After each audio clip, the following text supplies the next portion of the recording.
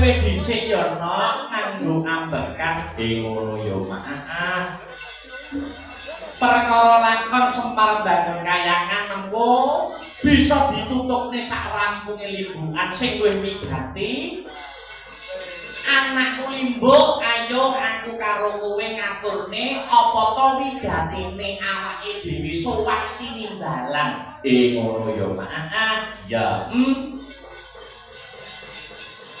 Ning sadurunge ngaturke sing maneka warna, sadurunge ngomong sing akeh-akeh lan tetembangan kang maneka warna luwih dhisik, ora lali ya kuwi nunjukake rasa puja lan puji syukur kunjuk marang Gusti kang urbing dumadi, Tuhan yang Maha Esa, Hyang Widimasa. Ngono iya. Ya kuwi kang wis malembarke keberkahan. Iya.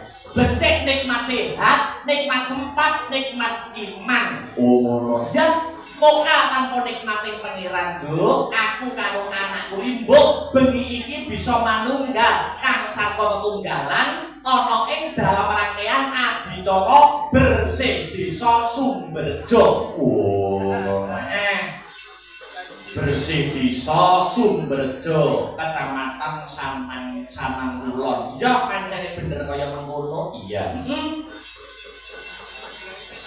Siji desa mawacara ana sing ngarani bersih desa, ana sing ngarani sedekah bumi, ana sing ngarani nyadranan lan liya-liyane. Ning pada intinya kabeh mau niate padha. Apapun penyebutane, niate wong bersih desa, niate wong nyadranan, niate wong sedekah bumi ora ana liya, kejaba ngunjukake rasa syukur awit berkah-berkah sing wis ditampa lawan para warga masyarakat ingkang lenggah ana ing desa Sumberjo. Oh iya ya Mak, iya ngestoke dawuh.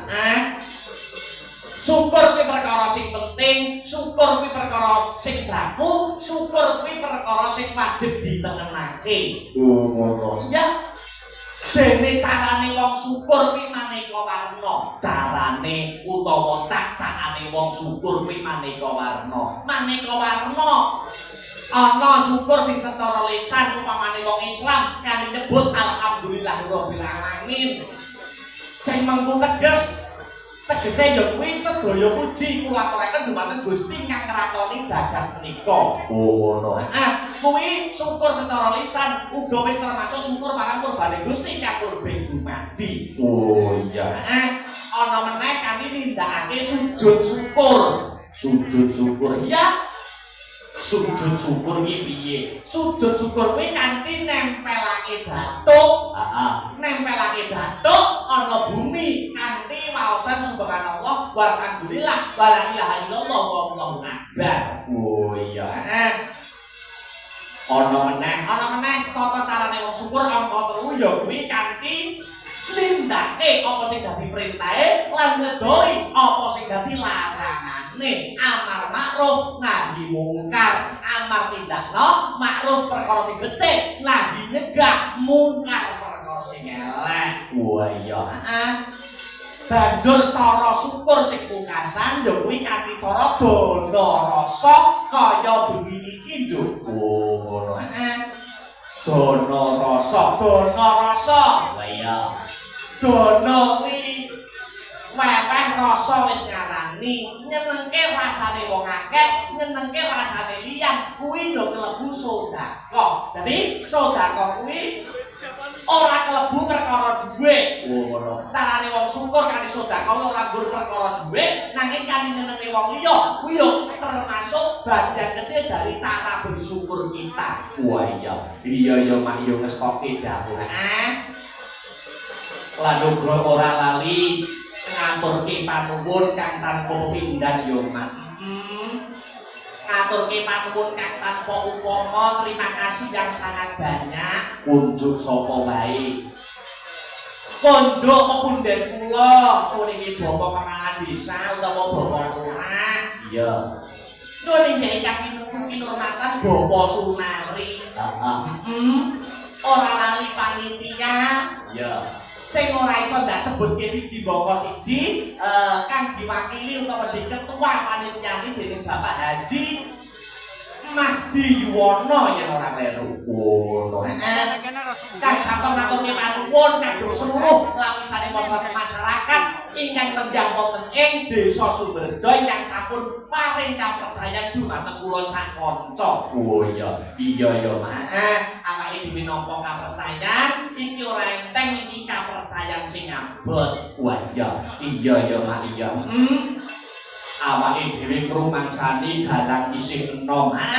Awake dhewe ngrumangsani dalang isih junior. Isih akeh kekurangane tinimbang keluyane. Ning yo sak iso-iso gandeng awake dhewe sing dipercaya, klungsu-klungsu melu udu, melu ngregengake ya kuwi suasana bersih desa ing Desa Sumberjo. Wah iya. Lah banjur sejarahe utawa larah-larahe awake dhewe bisa tinimbalan sowan ning kene iki piye? Critane ngene, Nduk, piye?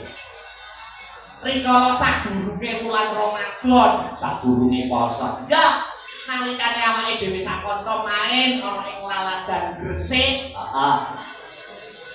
salah sawijine panitia Gresik Desa Sumberjo ngebel karo awake dhewe supayane awake dhewe gelem sowan melu ngregengke Gresik Desa Sumberjo. Oh ngono. Banjur para panitia saling kelawan Bapak Kepala Desa, Bapak Sunari, kepareng rawuh ana gumbuke awake dhewe sakemah dadi gelar kelir gantung gong. Wah iya ya, Mak. Alhamdulillah. Luar biasa Sumberjo luar biasa antusias para warga masyarakat. Iya. Ternyatane awake dhewe ya wis mulai ditresnani, mulai ketompo ana laladan Blitar dan sekitarnya. Ngaturke panuwun. Kagem para warga masyarakat ing Blitar nek arepe kagungan kersa rasa wedi-wedi, rasa sungkan-sungkan kok. Wah iya. Mergo ana sing sungkan, ana sing pekewo. Nekake dalan akbar ki larang. Oh iya. Wis ora usah sungkan, pokoke gelem rawuh ana gumbuke awake dhewe iki. Biasane nek wis wani rawuh ana gumbuke awake dhewe iki ora mungkin kok kondur terus ora sida acarane utawa ora sida wayangan. Nek wis kepareng rawuh iki biasane akeh sidane. Oh ngono. Iya. Sing penting aku duwe iki apa to, Mak? Lah ya. Sing penting iki nyambung tali paseduluran. Penting kanca-kanca yoga penrawe dicukupi, kanca-kanca sinden dicukupi. Nek nggur dalang nek nggur turahan to. Oh iya. Dalang iki nggur turahane yoga karo sinden. Iya. Alhamdulillah. Ya. Rakyat adicarane, Mak. Piye? Wis wiwit kawiwitan wiwit ya kuwi wingi bengi. Oh. Ya kuwi wis kagelar tahlil akbar. Uga mau sadurunge wayangan, wis kagelar pengajian, Mbak Yuku ya kuwi Hajah Karisma. Wah iya.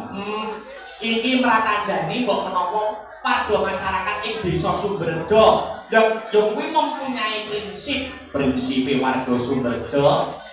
Dengan agama hidup akan terarah, dengan ilmu hidup akan mudah, dan dengan seni dan budaya hidup insya Allah akan lebih indah. Oh iya.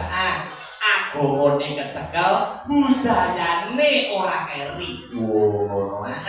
Agamane ora ditinggal, budayane ya tansah diuri-uri. Oh iya. Dadi yo sah-sah bae yo, Mak. Yen pengajian dicampur karo wayangan. Sah bae nek wong wayang iki biyen yo dadi mediasi are Wali Songo. Oh ngono.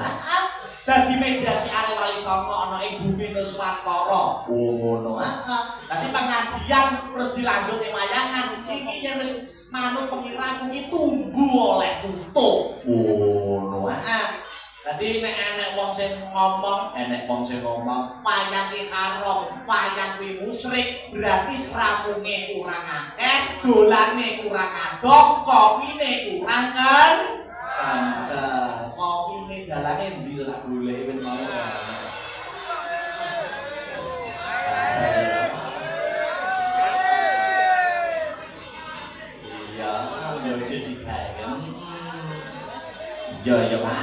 Kembali ke benang merah, kembali ke benang merah, Mak. Biyo ngarep dongake apa? Dongaku banyu mili kanggo para warga masyarakat ing Sumberjo. Iya. Dongaku muga-muga sak rampunge seluruh rakyat adicara bersih desa. Iya. Warga masyarakat ingkang mapan ing desa Sumberjo. Desa Sumberjo dadi desa sing dandatun thayyibatun barokun ghafur, gemari pahlojinami kerta-kerta Kuraharjo, murah sandang lawan pangan, cinaket ing kamulyan dinebena saka bencana alam. Allahumma amin, amin ya rabbal alamin. Muga-muga sing sadurunge bersih desa duweni lara utawa gerah, sarampunge bersih desa diparingi waras. Allahumma amin ya rabbal alamin.